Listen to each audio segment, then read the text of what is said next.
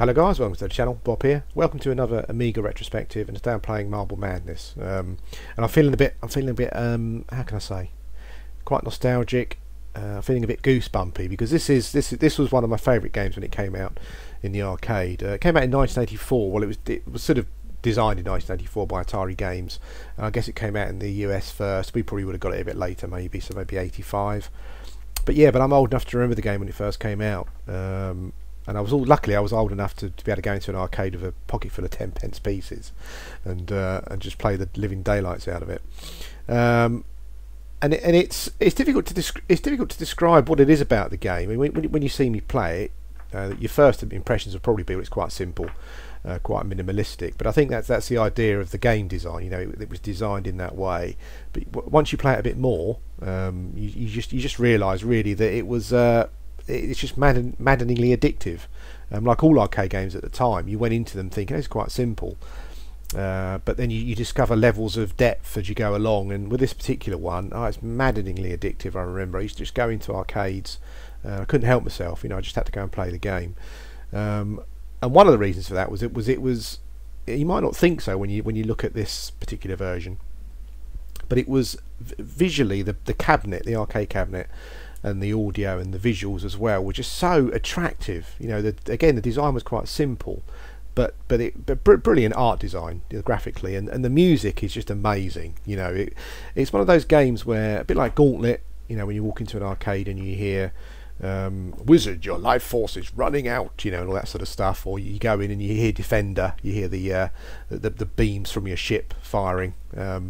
When you walk into an arcade, and you immediately knew if there was a Marble Madness game there, because the sound on the cabinet seemed to be really loud, and you would hear the music pumping out, and you knew that there was a cabinet there. It's the only problem I found when I was playing the game in the arcade was that the trackball. It used a trackball, which was brilliant. You know, it's quite unique, I think, really, for arcade games at the time. But it used a trackball, and it wasn't very reliable, which I can't imagine with an Atari design game at the time, arcade game. Probably more the case with the fact that people were a bit over enthusiastic with rolling the trackball, because quite often when you go into an arcade, you could never play. Quite often because the trackball's broken, which was a bit of a shame. And that would happen quite often.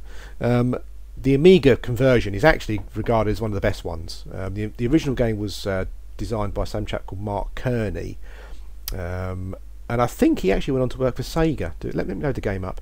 I think he actually went on to work for Sega on the Sonic games, and I think he also worked for some of the first part. I don't know if he still does, but he also worked for some of the first party developers on the Sony PlayStation 2 and 3, I think. So I don't know if he's still going. But the Amiga conversion was done by a chap called Larry Reed in '86, but I don't know if he's still going or what else he did. But the Amiga version is regarded as a great conversion, and it is probably the best one, I think, personally. But as you can see, this is it. This is basically the game. You roll your marble down the course, get to the end, and that's it. That's a nice easy start. It gets frustratingly tough later on, but you've got a time limit, and I think the time that you got from the previous level is carried over to the new level. So it's best to try and finish the course quickly as you can, and that was the addiction with the game, trying to finish the courses as quickly as you could. And also, I think that a lot of the courses had some shortcuts on them if you were brave. So yeah, it was all about trying to take a few seconds off your time. The music on this level is brilliant. This is the pivotal track in the game. This is the track that I think people remember. Bloody hell! Get off! Bloody chased by a very big black ball thing, which is never a good thing. I got a bit dizzy there. Yeah, so as you can see, as you go into the game, you get other obstacles, like these green guys try and... No, quick! Oh, these green guys try and eat you.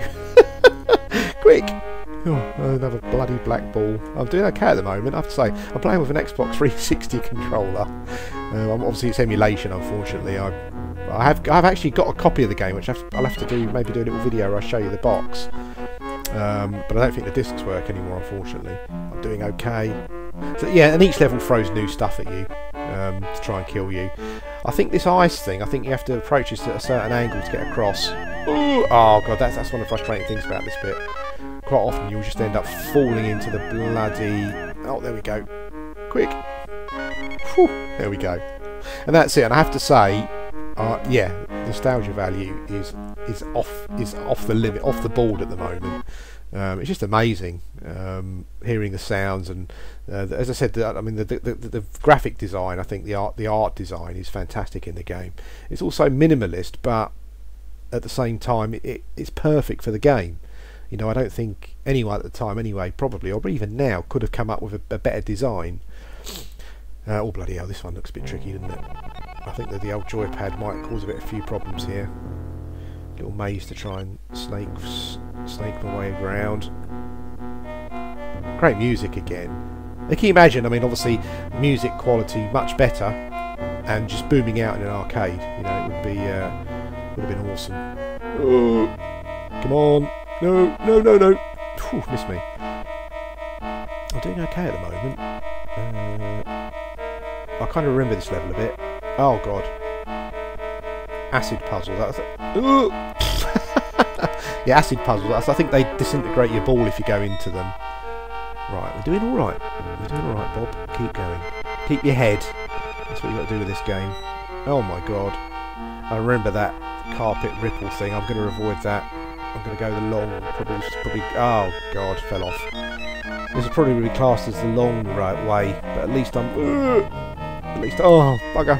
At least I might actually just about get to the goal before my time runs out. Go on! Oh no, I can't get up there, can I? Oh, that was lucky. I was lucky to do that one. I'm surprised it put me there actually. I wonder if the Amiga game was a bit. I seem to remember the arcade game being a bit more, a bit tougher on you when you died. It seemed to move me forward a little bit, so it was easy to progress. But that was a bugger of a level, that one. I don't know how I got around there. So we're going up to stage 4, this one. And as I said before, the nostalgia value is all coming back. You know, it is. When I sort of go back to play these games, I think to myself, was it really that good? And for this game, yeah, absolutely was. Holy smoke! No! Oh, bugger. Okay. It's very generous where it places you after you fall off, I have to say. I think that probably makes the game a bit... Oh! Okay. You can get past those, surely, can't you? Yeah, you can, but you fall off. Yeah. There you go. And then we sucked up by one of these. No! Oh, made it. Oh, no! Oh! Bugger. Okay, so I've got to get over there. I'm sorry, guys. For the more precise bits of the game, this Xbox pad's not very good. Holy smoke! Oh. So I got hassled by the black ball. Oh, I knocked him off. I think I got some points for that as well. Come on, keep going. No. Go! Oh, damn. That's not a very nice noise. Oh! Oh, I made it to that 2 seconds left, nearly all over. Oh, damn, out of time. I've got a night of playing this now, I think. Let's have another go.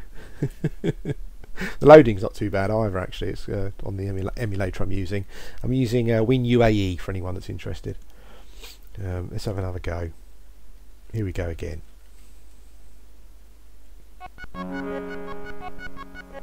It's sort of a. I mean, I don't know if anyone else was sort of old enough to be playing games at the time in the arcades, but there was this. I think probably most of them would be in my top 10. You know, at the time there was a real. You'd go into an arcade, you'd always see a Marble Madness, you'd always see a Gauntlet. A bit later on, because Gauntlet and stuff came out a bit later. But if you sort of went into an arcade, late 80s, sort of, you know, 90, early 90s maybe, you'd always find a Marble Madness. You'd always find a Gauntlet.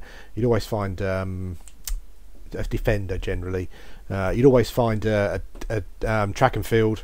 You know, and it sort of brings back loads of memories, those times going into an arcade and playing those games. And we used to holiday sort of in on the coast, sort of in a caravan quite a lot of the time when I was a young kid, as I think a lot of people did at the time. And that was my day really. Oh bugger! Quick! My day was, I wasn't really a beach person. Maybe you can imagine, I don't know. Yeah, so a lot of my time was spent going into an arcade, when I was a kid anyway, having a limited amount of time and money to spend, so you have to go in there and yeah, just be a bit careful with your cash. Other games I remember, you'd get sort of like Dragon's Lair, which I love Dragon's Lair. I put a load of money into Dragon's Lair to finish it. And I did actually finish it, which I was quite proud of. It's one of those games where a lot of people come around and sort of they stand around watching you play it. But Marble Madness and Gauntlet, actually, I would say, were always the two games that I would make a beeline for. Marble Madness first. When I got a bit fed up with that, a bit frustrated, I'd go on to Gauntlet.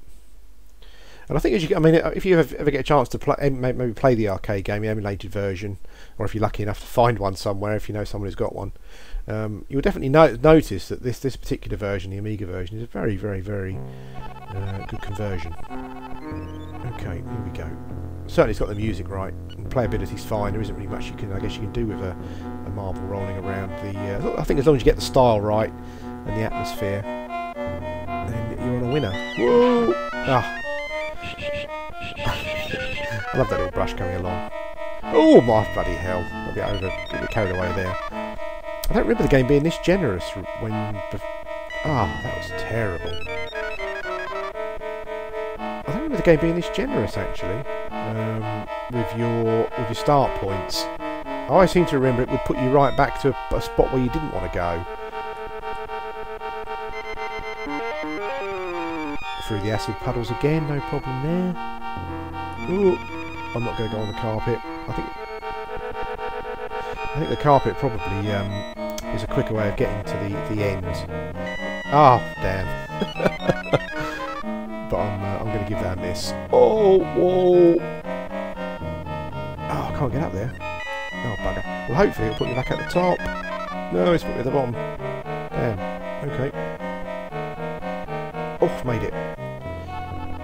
No! I did it. I think that was a bit quicker than the last time I did that level, so I should have some extra time for the following level, which I think I kind of got to the goal. I think, did I? I can't remember. But I think the next level is the one with the one with the hoovers that hoover you up.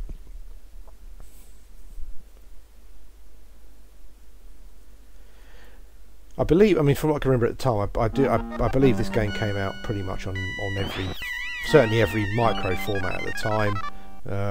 Not sure about arcade, not sure about consoles, but I know that the Amiga version was very highly regarded. Was probably the best version. Some of the 8-bit ones, surprisingly, were not so good apparently. But oh my god. Okay, right. Let's see if we can get down this bit first time. Oh no, nearly. Oh god. There's plenty of that. You know, you accidentally go the wrong way, and it's very unforgiving. What if you can actually land on the black ball and destroy it? Oh!